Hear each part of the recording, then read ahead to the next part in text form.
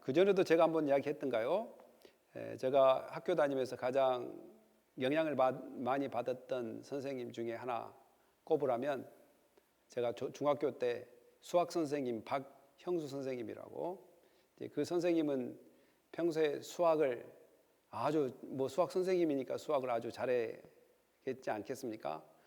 그런데다가 젠틀합니다. 늘 연필도 그냥 여기 앞 주머니에다 꽂고 다니고, 어떨 때는 귀에다 꽂고 다니면서 늘 언제나 쓸 준비를 하고, 그러면서 이제 그분이 저한테 테니스를 좀 가르쳐 주셨어요.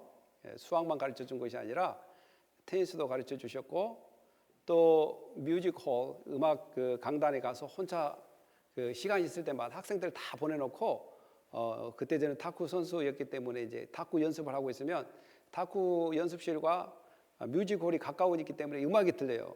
그 목사님, 그 선생님이 학생들 없는 시간에 거기서 뽕짝을 피아노로 치면 운다고 옛사랑이 오리요 막 이것을 막 치고 계시더라고요. 그래서 정말 저에게 정말 멋있게 다가왔습니다. 그 박영수 선생님이. 그래서 또 어느 날 또 저희들에게 종각 학기 끝날 때 또 바이올린을 가져가지고 에델바이스를 한번 또 들려준 적도 있고, 참 멋있다. 어떻게 저렇게 멋있게 살 수 있을까? 그런 생각을 해봤습니다. 그래서 저도 그분의 영향을 좀 받고 싶었습니다. 저도 뭔가 할 때 공부를 해도 좀 열정적으로 하고, 또 프로는 아니지만 뭐든지 좀 취미랄지 이런 것들을 자유자재로 또 다양하게 도전해보고 또 다루어보는 것도 상당히 중요하다. 그러니까 공부 속에만 이렇게 함몰되어 있는 것이 아니라 어떻게 삶을 살아가는 것을 이렇게 데몬스트레이션 이렇게 보여주니까 존경심이 가더라고. 존경심이 상당히 많이 갔습니다. 이제 오늘도 마찬가지로 우리가 이제 교훈하면 이제 가르치는 의미, 여기 헬라어로 디다스칼리아라는 이 단어가 어떤 단순한 이 가르치는 것이 아니라 성경의 원리를 캐치업 이렇게 잡아내서 성경의 어떤 원리인가, 성경에서 말하는 원리가 무엇인가를 끄집어내서 그것을 요약해서 알게 하고 그 알게 한 것을 살아가게 한다. 이것을 바로 이제 디다스카일리아라는 단어로 씁니다. 그러니까 닥터린이죠. 닥터린. 티칭이라고 표현하지 않고 프린시플이라고 이야기하지 않고 이렇게 닥터린하다. 닥터린이라는 것은 성경의 원리. 성경에서 예를 들어 천사라는 말을 할 때도 한 군데에만 성경 마태복음에만 천사가 나오고 누가복음에만 천사 나온 것이 아니라 성경 전체 구약과 신약 전체에 천사가 어떻게 나타나는지, 천사의 역할을 어떻게 우리가 이해하는지 이것들을 전체 성경에서 끄집어내서 하나님께서 우리에게 천사를 보낸 이유가 뭔가를 가르쳐 주는 거예요. 그래서 우리가 천사의 그 일을 이해하면서 받아들일 수 있도록 이렇게 하는 것을 닥터린. 그럼 천사만 이야기하냐? 그러면 예수님이 무엇인가? 구약에는 메시아라고 하는데 신약에는 예수인데 이 성경 전체에서 예수를 뭐라고 이야기하고 어떤 분인가를 이야기해내서 끄집어내서 성경에서 이걸 믿고 우리가 삶으로 살아낼 수 있도록 이게 닥터린이란 말이에요. 그러면 또 교회가 무엇인가? 교회. 그러면 구약의 시작에서부터 하나님의 백성인 교회, 아담과 하와가 교회의 시초 아니겠어요? 아담과 하와. 교회의 시작은 이렇게 두 사람부터 시작하는 거구나. 그래서 교회의 시작이 계속 어떻게 돼서 신약의 교회가 어떻게 형성되고 교회는 어떻게 구성돼야 되는가. 예수 그리스도의 머리 삼고 모두가 지체가 돼서 한 몸을 이루는 교회가 된다. 그래서 교회는 구약과 신약 전체를 보니까 이것이 교회구나 라고 핵심 내용을 뽑아서 우리가 믿고 교회로서 삶을 살아갈 수 있도록. 또한 이 교회는 지금까지 많은 역사가들이랄지 전쟁이랄지 이런 것을 통해서 교회를 많이 파괴시키려고 했어요. 이렇게 흩어버리려고 했지만 교회는 흩어지지 않았어요. 더 모여들었고 또 교회는 혼자 하는 것이 아니라 같이 하는 것이라는 것을 늘 성경은 이야기합니다. 이것을 지박적으로 여러 성경에 나온 교회의 모델들을 하나로 다 종합해서 또 이렇게 받아들일 수 있도록 가르치는 것이 닥터린, 이제 이렇게 이야기합니다. 이제 오늘 디모데 전서는 바로 여러 가지의 말씀 중에 가장 포커스가 뭐냐면 교회가 무엇인가, 교회를 어떻게 섬겨야 되고 교회가 무슨 일을 해야 되는가, 그리고 교회를 어떻게 조직해야 되는가, 이제 이런 것들이 구체적으로 디모데전서, 디모데후서, 디도서 이렇게 해서 나오게 됩니다. 그러다 보니까 이 세 개의 책은 일반적으로 목회서신이라고도 이야기합니다. 그러니까 교회에서 목사만 목회를 하냐, 그것은 아니죠. 다 목회의 같은 동역자입니다. 성도는 다 목회의 동역자예요. 목사를 중심으로 해서 모두가 한 동역자란 말입니다. 그러면 이 목회를 목사만 알아야 되는가? 그것이 아니죠. 모든 동역자들이 함께 알아야 된다라는 사실입니다. 그래서 바울은 자기 아들처럼 여겼던, 영적 아들처럼 여겼던 디모데에게 교회를 맡깁니다. 그 교회가 바로 에베소 교회입니다. 그러면서 그 에베소 교회에 편지를 쓰게 되는데, 이걸 그 에베소 교회 편지를 쓰는데 그 에베소 교회에 누가 있었냐? 바로 아들 같은 디모데. 디모데는 바울이 선교 첫 번째 여행할 때 루스드라에서 만나게 돼서 이 디모데가 회심합니다. 아버지는 헬라 사람이고 엄마는 유대 사람입니다. 그리고 유대 사람의 전통에서는 뭐냐면 보통 어머니들이 자식들을 무릎에 앉혀놓고 토라를 많이 읽어줘요. 또 격언이랄지 잠언서랄지 이런 것들은 인생을 살아가는 법이랄지 하나님 앞에서 살아가는 법은 아버지들이 많이 가르쳐줍니다. 아버지들이 인생은 이런 거야, 인생에 살아갈 때 이런 어려움이 있을 때 이렇게 되는 거야, 이건 아버지들이 많이 교훈을 해주고, 보통 어린아이일 때는 부모들이 엄마가 무릎에 놓고 성경을 자주 읽어주는 거죠. 그래서 호녀라입니다. 그 호녀라에게 이제 편지를 쓰면서 일단 바울이 나는 누군가부터 이야기합니다. 같이 있었지만 바울은 자기가 스스로 사역자가 된 것이 아니라 주 예수와 또한 하나님으로부터 부르심을 받아서 나는 사도가 됐다라고 이야기합니다. 그러니까 우리가 교회 안에서도 직분에 대한 좀 자랑거리는 아니다 그러지만 자기가 직분에 대한 것을 누구한테 받았냐는 것은 확실한 믿음은 있어야 돼요. 적어도 우리의 직분은 뭐가 있냐면 성도입니다. 모두가 성도예요.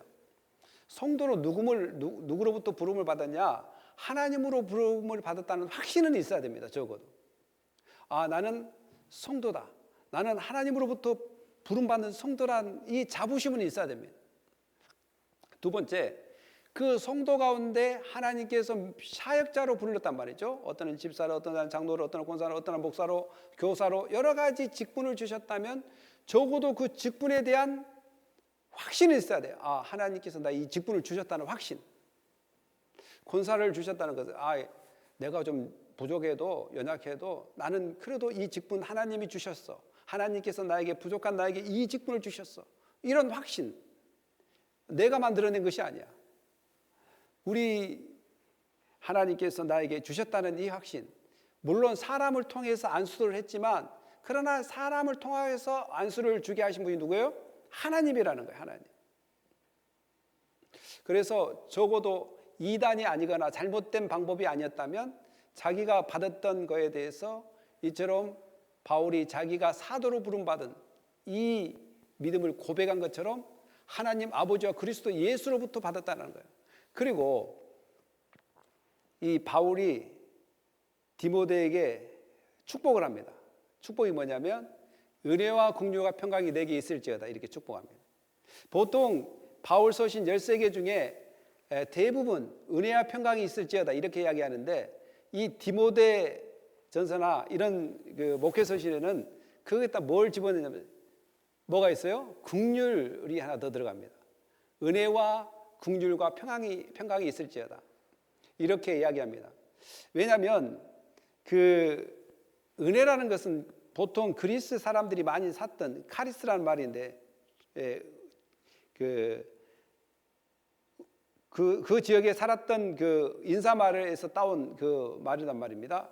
그런데 이것이 우리에게 도움이 되는 것이 뭐냐면, 먼저 우리가 있어야 될 것은 은혜가 있어야 된다. 이 은혜는 딱 두 가지입니다. 우리가 구원의 은혜가 있어야 된다. 모든 사람에게는 구원의 은혜. 그리고 이것은 이미 가졌거나 있어야 될 은혜입니다. 이미 구원의 은혜를 받았거나 또 가져야 될 것. 이 말은 내가 받지 못했다면 가져야 될 인사말이라는 거죠. 그리고 두 번째 은혜는 뭐냐면, 내가 이 땅에 살아가면서 은혜로 살아간다는 겁니다. 은혜로. 그래서 우리가 사람한테 평안을 빌 때 이보다 더 좋은 말이 없습니다. 은혜와 평강이 있을지어다.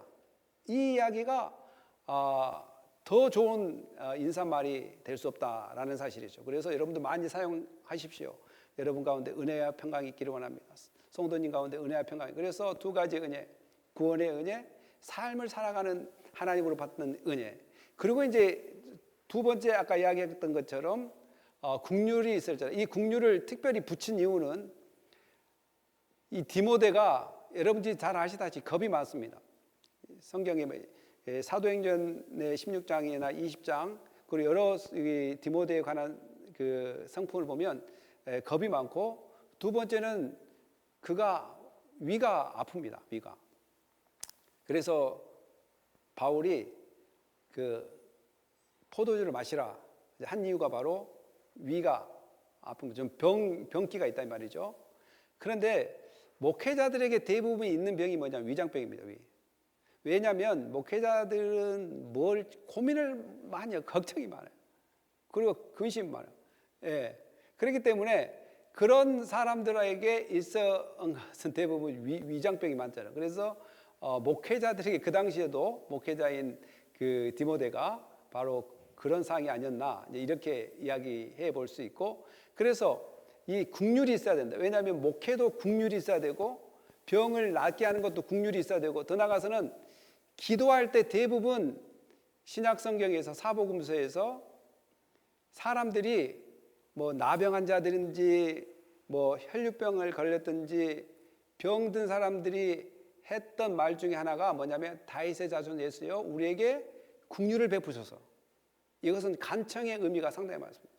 국률을 베풀어 달라. 나병 환자들도 우리에게 국률을 베풀어 달라. 이것은 내가 지금 어려운 가운데 있기 때문에 나를 좀 지키시고 보호해 주시고 치료해 주시고 나의 기도를 들어주라는 의미에서 국률, 곧 디모데에게도 그런 국률이 필요하다라는 것을 알기 때문에 너에게 국률이 있기를 원하라. 그래서 하나의 언어를 하나 더 집어여는 것을 보게 됩니다.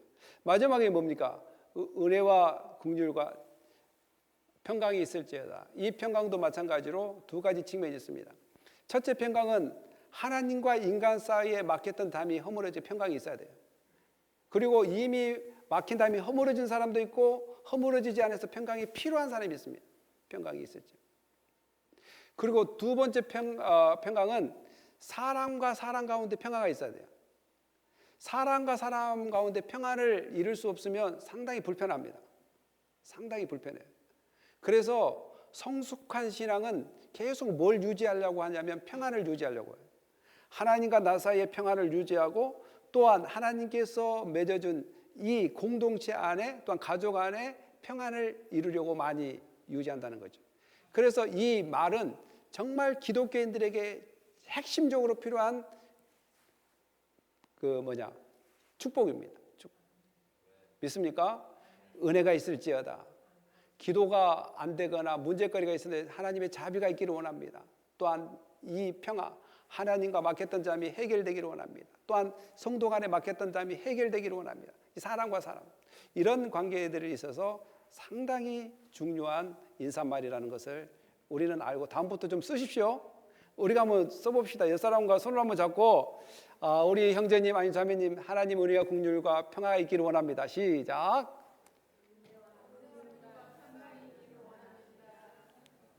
평화 없기를 바란대요. 있기를 바란대요. 있기를 바라요. 웬만하면 평화하고 좋게 하는 것이 좋습니다. 왜냐하면 그 나머지 외에는 별거 아니에요. 사실은 따지고 보면 아무것도 아닙니다. 말을 해서 다 할 수 있고 고쳐 나갈 수 있고 세워 나갈 수 있고 안 되면 될 때까지 기다리면 되는 거고 모든 것은 문제가 안 되지만 자기 마음 가운데 평화가 없어지거나 은혜가 없어지면 모든 것이 단절됩니다. 모든 것이 단절됩니다. 그래서 이제 이것을 바울은 디모데에게 이야기하고 이제 교회가 있어야 될 가장 핵심적인 것이 뭐냐? 바로 바른 가르침이란 바른 교훈. 바른 교훈. 교회는 바른 교훈을 가져야 된다. 그래서 이제 바울이 이 3차 여행 때 한 2년에서 3년 가까이 에베소에서 살았어요. 거기에서 밤낮으로 성도들이 가르쳤다고 합니다. 밤낮으로. 밤낮으로 2년에서 3년 동안에 신학교도 3년 밤낮으로 안 하니까 신학교도 한 6년 돼야 되겠죠. 밤낮으로 했다면 보통 이 6년 동안 이제 낮으로만 계산해 본다면 밤낮으로 했다고 하니까 보통 2년에서 3년 동안 에베소에서 교회 가르쳤단 말이에요. 가르쳤는데도 부족하다는 거예요. 가르쳤는데도 우리가 성경을 몰라서 우리가 못 따라갈까요? 그것이 아니에요. 계속 리마인드를 시켜줘야 돼요. 성경은. 저도 마찬가지예요. 저도 이번에 금식하면서 3일 금식하면서 성경을 계속 들었어요. 성경을 계속 듣고 들으니까 아니 저 말씀이 저기에 있었단 말이야. 아니 저런 내용이 저기 있었단 말이야. 막 이런 것들이 발견되더라고요. 그런 것들 너무 은혜가 되고 정말 뭐 성경은 피아노도 계속 안 치면 녹슬듯이 성경을 계속 읽지 않으면 잊어집니다. 그래서 무슨 복음이 생긴 줄 아냐면 자기 복음이 생겨요. 자기 복음. 자기가 막 아는 만큼 이야기해버리고 확실하지 않은데 막 던져버리고 이런 것들이 생기는데 그래서 교회가 가장 먼저 해야 될 것이 뭐냐면 바른 교훈이 있어야 된다. 그래서 마게도냐 갈 때 2년에서 3년 반, 2년 반에서 3년 가르치고 이제 바울은 마게도냐 지역으로 갑니다. 유럽 지역에 마게도냐가 그러면 지금 에베소는 소아시아 지역이에요. 소아시아 지역. 그 에베소 지역은 여러분들이 잘 아시다시피 아데미 신전이 있어고 세계 불가사리 신전 하나가 딱 거기 있어요. 아데미 신전하면 그 여인의 신전인데 막 가슴이 엄청 많이 달려 있는 거 여러분 보셨죠? 사진. 그리고 내가 직접 가보니까 그 성전 기둥이 5사람 정도 이렇게 잡아야지 이렇게 돌 기둥을 이렇게 한 기둥에 이렇게 잡을 수 있겠더라고. 이런 돌 기둥을 어디서 운반했지? 막 그것도 미스터리고 어떻게 이 바닥 가세다 세웠지 이렇게. 그러나 온전한 터는 남아 있지 않아요? 기둥 몇 개 있고 뭐 터만 이렇게 남아 있죠. 온전한 그런 것들은 남아 있잖아요. 이제 그리고 거기가 뭐가 있냐면 우상을 만드는 그런 그 세공들이 많이 있었습니다. 그 당시. 그러다 보니까 우상을 만든 세공들이 많이 있다 보니까 우상이 득실거리는 또한 항구 도시이고 또한 매춘부가 있고 막 이렇게 상업이 풍성하고 또한 그 거대 도시가 되다 보니까 여러 가지 문제가 많은 곳이 바로 이 에베소입니다.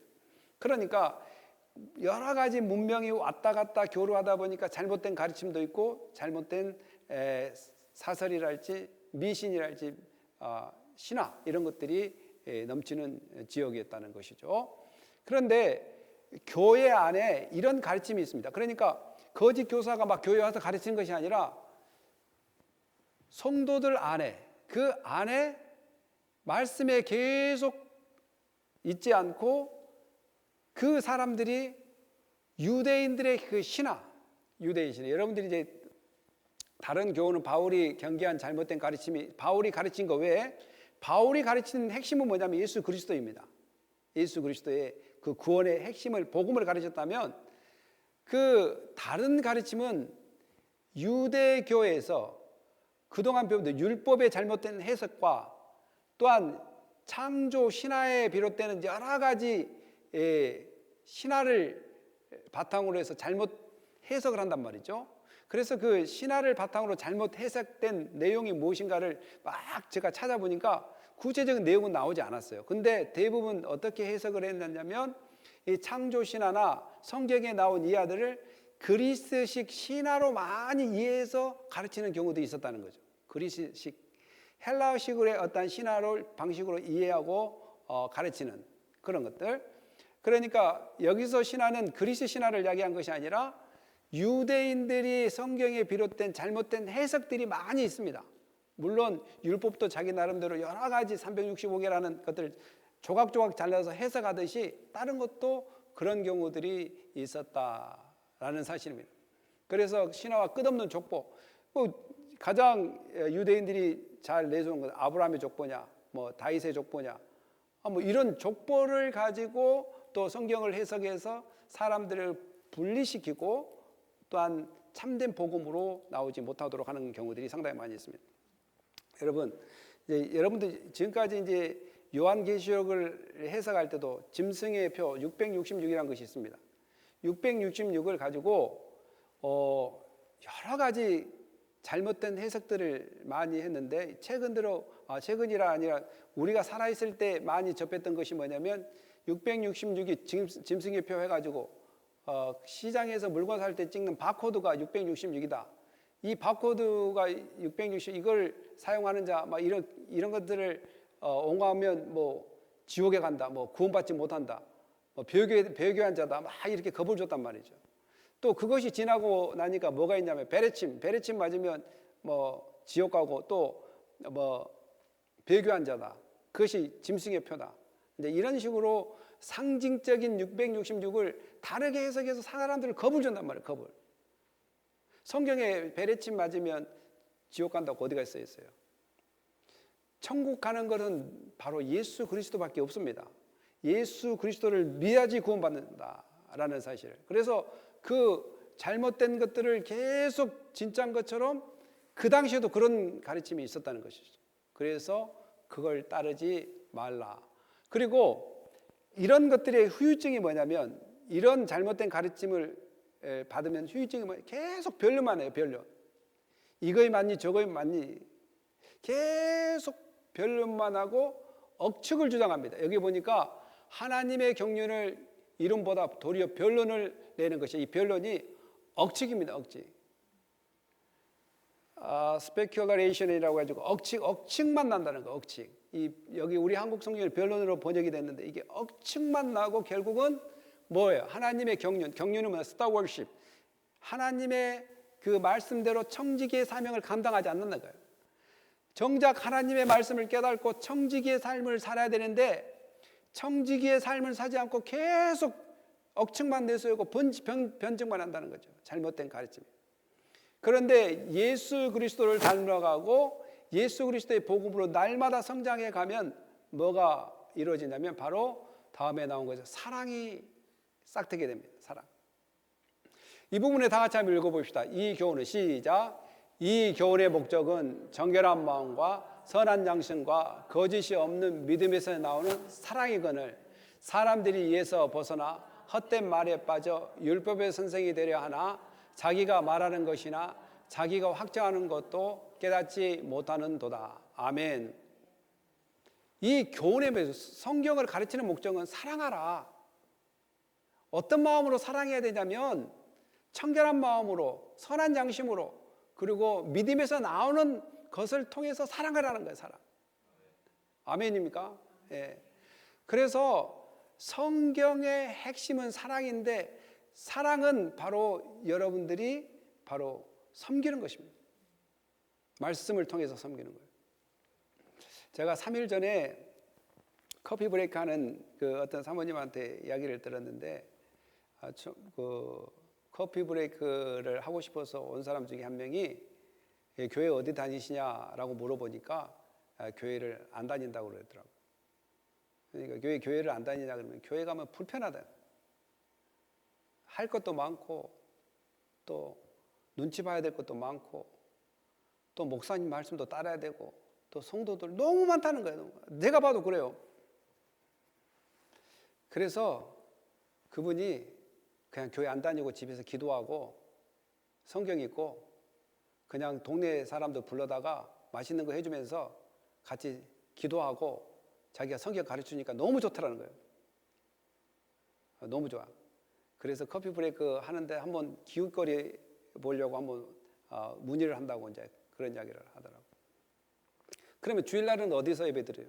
저는 자기는 그냥 유튜브에서 아무 교회라도 아무 목사님이라도 설교 들으면 된다고 그렇게. 이제 그 이야기를 듣고 나도 그래야 되겠다는 사람이 있어요. 또. 네. 이 교회를 잘 몰라서 그런단 말이에요. 교회를 몰라서. 그러니까 결국은 이 성경의 핵심은 예수 그리스도를 닮게 하고 예수 그리스도를 믿게 하고 예수님이 우리를 사랑한 것처럼 우리도 사랑해야 된다. 그럼 어떤 마음이야? 바로 정결한 마음이야. 도덕적 또한 영적 순결한 마음으로 이 사랑해야 된다. 이게 정결한 마음이라는 것은 어떻게 우리가 정결한 마음이 될 수 있을까요? 우리는 회개할 수밖에 없습니다. 회개를 통해서 정결할 수 있습니다. 말씀을 듣고 그 찔림을 통해서 회개함으로써 정결함이 찾아옵니다. 이 마음으로 사랑해야 된다는 거죠. 두 번째는 뭐예요? 선한 양심. 하나님의 진리에 부합하는 삶입니다. 분별력이 생겨요. 하나님이 말씀을 듣고 보니까 뭐가 옳고 뭐가 잘못된다는 것을 분별하게 됩니다. 그래서 참된 양심이 형성되는 거예요. 참된 양심이. 이래도 살아도 되고 저래도 살아야 되는 양심이 이제는 성경 말씀을 보니까 바른 양심으로 리폼이 된다는 거예요. 리폼. 그래서 분별력이 생기는 거예요.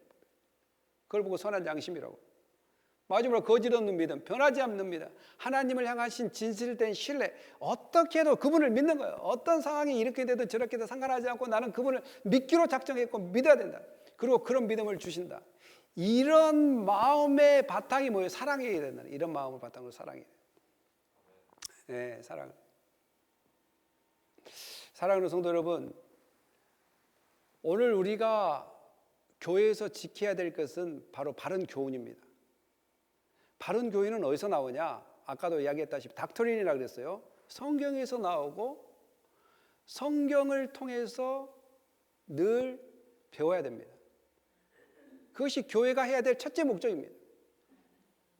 아멘입니까? 교회가 말씀을 등한시하고 말씀에 목말라하지 않으면 변화가 쉽게 일어나지 않을 겁니다. 변화가 그래도 말씀을 공부해도 잘 안 일어나는데 그 말씀을 계속해서 반복해서 듣지 않고 공부하지 않으면 쉽게 일어나지 않아요. 바로 교회는 이것이 목적이라는 거예요. 그리고 말씀 안에는 율법이 나옵니다. 그럼 그 율법의 기능이 뭐냐? 바로 그 율법은 사람이 그것을 적법하게 쓰면 선한 것이다. 율법은 선한 것이다 라는 것이 율법은. 그래서 율법은 우리의 죄악을 깨닫게 하고 또한 죄진 자를 책망하게 하고 결국 거룩한 삶을 살아가게 하는 것이 율법입니다. 그리고 죄를 깨닫게 하고 죄진 자를 책망케 하고 거룩한 삶을 살아가는데 도저히 이 길을 해볼 수가 없어요. 이 세 가지 측면을 여러분 한번 해보십시오. 율법이 나를 깨닫게 합니다. 죄인이라는 걸. 두 번째로는 우리가 가르침을 합니다. 율법을 통해서 너가 이런 부분이 잘못됐구나. 교육을 합니다. 그렇게 함으로써 뭐가 되냐면 거룩한 삶이 이어집니다. 근데 예수 믿는 사람들이 대부분 힘듭니다. 말씀대로 살기 힘듭니다. 네, 맞습니다. 그래서 발견하는 것이 뭐냐면 예수 그리스도를 발견해야 됩니다. 내가 져보려고 하니까 내가 살아보려고 하니까 너무 힘들구나. 그래서 마지막에 음행하는 자부터 한번 읽어볼까요? 음행하는 시작. 음행하는 자와 남색하는 자와 인신매매하는 자와 거짓말하는 자와 거짓 맹세하는 자와 기타 바른 교훈을 거스르는 자를 위함이니 이 교훈은 내게 맡기신 바 복된 하나님의 영광의 복음을 따름이니라. 결국은 하나님의 영광의 복음이 누구예요? 바로 예수 그리스도를 따르고 내가 죄를 지을 때 그분께 고백하고 또한 도움을 청하면서 살게 되구나. 예수 그리스도를 발견합니다. 율법을 지키려고 하면 나의 연약함이 보이고 예수가 크게 보여야 되는 것입니다. 사랑하는 성도 여러분, 오늘 우리가 닥터린 이 교훈에 대해서 하나님 말씀을 나눕니다. 우리가 성경을 통해서 많은 말씀을 발견하지만 그 말씀 가운데 예수 그리스도가 얼마나 우리에게 비춰지는가, 또 예수 그리스도께서 얼마나 우리를 향한 사랑을 주었는가, 이런 것들 하나하나 깨닫게 되면 모든 것이 이해될 것입니다. 사랑은 이렇게 하게 되는구나. 또한 내가 이런 사랑을 받았구나. 또한 헛된 말로 웃기는 말 아니면 고상한 지식, 고상한 지혜 이런 것들 하는 것이 아니거나 교회는 끊임없이 예수 그리스도가 우리를 구원하시고 우리를 지금도 살리고 우리를 돕기 위해서 지금도 함께 계시고 우리가 복음 안에 있다는 것을 계속해서 각인시키고 선포하는 것이 바로 교회입니다. 교회. 여러분 안에 이런 가르침, 불편함을 다 내려놓을 수 있는 가르침, 또 연약함을 다 내려놓을 가르침은 바로 바울이 전한 예수 그리스도를 통해서 샘을 얻으시기 바랍니다. 죄를 지었다 그러면 예수님 용서해 주십시오. 내가 이런 부분에 죄를 지었습니다. 하나님, 내가 이런 부분에 정말 말씀에 순종하기 어렵습니다. 하나님 깨닫게 해 주십시오. 하나님, 나 이런 부분에 있어서 양심에 가책이 옵니다. 이 양심이 바른 것을 판단하게 해 주십시오. 하나님, 내 마음이 깨끗하지 못합니다. 나에게 깨끗함을 주셔서 바르게 길을 따라가게 해주시고 하나님 변함없는 믿음을 주십시오 라고 늘 성경을 통해서 바른 가르침과 교훈과 또한 이 교리를 통해서 늘 예수 안에서 세워가는 은혜가 있기를 예수님의 이름으로 축복합니다. 기도하겠습니다. 할렐루야. 하나님 감사합니다. 오늘 우리가 이 땅에 살아가면서 바른 교훈을 멀리하고 늘 나의 생각대로, 나의 아집대로, 세상의 풍습대로 내가 알고 있는 복음, 내 복음 안에 갇혀서 살아갈 때가 많이 있습니다. 우리가 더욱더 하나님의 말씀에 더욱더 길을 열고 또한 마음을 열고 생각을 열어서 하나님의 말씀을 풍성하게 받아들일 수 있는 은혜를 주십시오. 그 바른 가르침에, 그 바른 교훈에 늘 순종할 수 있는 마음을 부어 주시옵소서. 감사하며 예수님의 이름으로 기도합니다. 아멘.